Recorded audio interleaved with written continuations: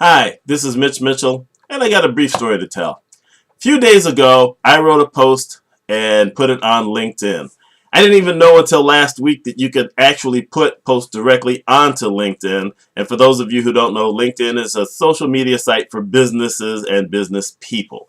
It's not anything that's supposed to be all that frivolous. So not like on Facebook where you'll have like the Snoopy page and the Harry Potter page and whatever. You won't have any of that on LinkedIn. It's all supposed to be about business. So anyway, I wrote a post talking about Martin Luther King Jr.'s dream and how it applies in healthcare as it relates to employment. And I basically, made an observation based on all the places I've been that there's not a lot of minority representation in positions of leadership in the C level or, the high level, administrative level, and the director level, quite often not even as supervisors. So I mentioned that, and I said, how is the dream working out that King had in his I Have a Dream speech in 1963 as it applies to healthcare?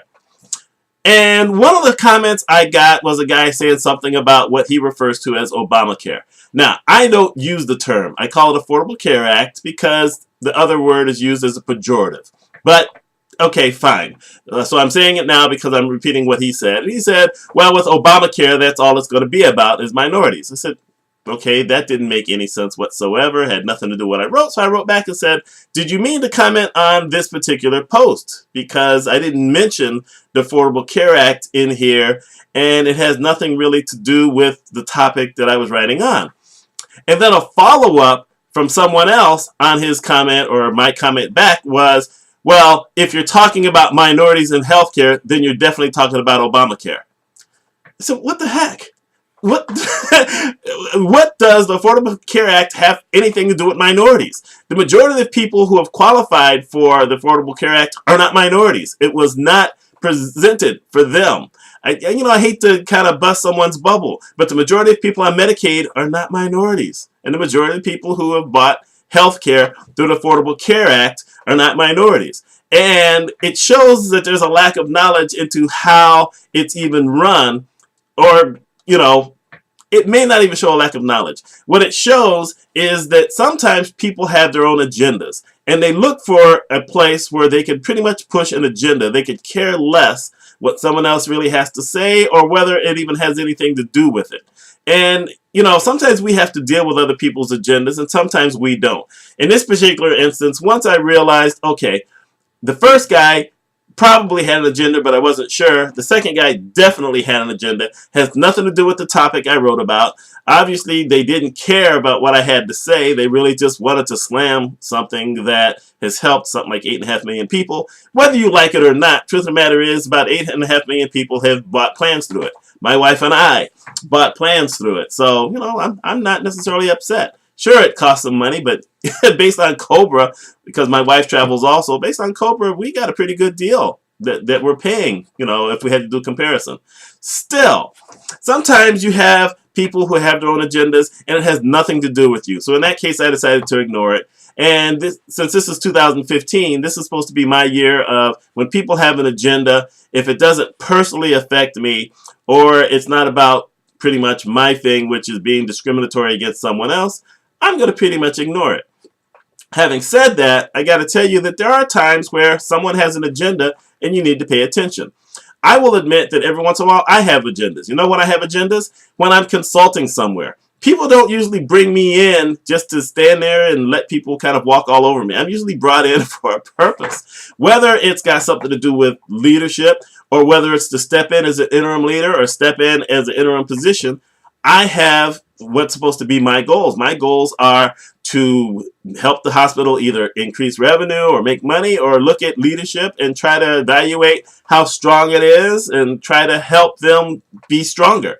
Maybe sometimes someone has to go, although truthfully I've never fired anyone or gotten in the way of anyone being fired in any interim position. I try not to get into that at all. If I'm asked an opinion on hiring someone, it's a different story. Still, I have my agendas. So I have gone into hospitals at certain times and had some resistance from certain department directors. You know what? Not putting up with it. One time it was a doctor who was the head of a department. which I can't figure out why, but okay, they had a doctor. And he wanted to say some stuff. I said, oh, okay, fine. I will leave. This other person I came with will leave.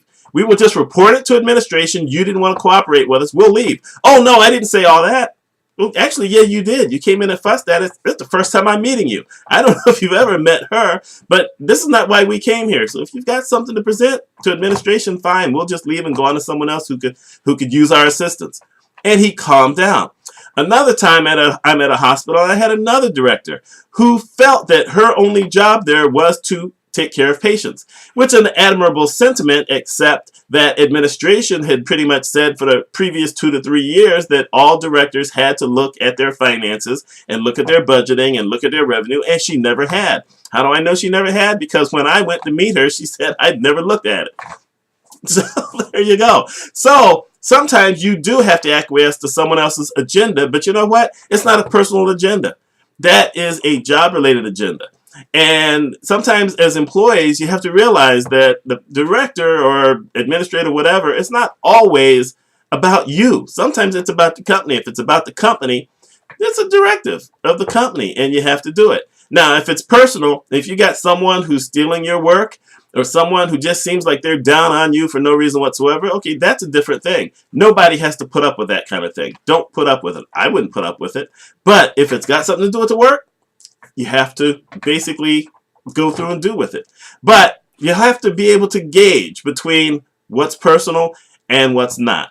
In my case, with that article the other day, I didn't know who either one of those people were. I'm not connected to either one of them. I don't even know how it works out that you see articles from people on LinkedIn. I'm going to have to get better at that. But they had their agenda. They could have cared less. I didn't need to see it. But when you go into work, sometimes you just have to acquiesce to an agenda because that's the job. So let me know. Do you think I'm wrong? Do you think I'm right? Tell me something. Mitch Mitchell of TT Mitchell Consulting Incorporated. Let me hear from you. Y'all take care.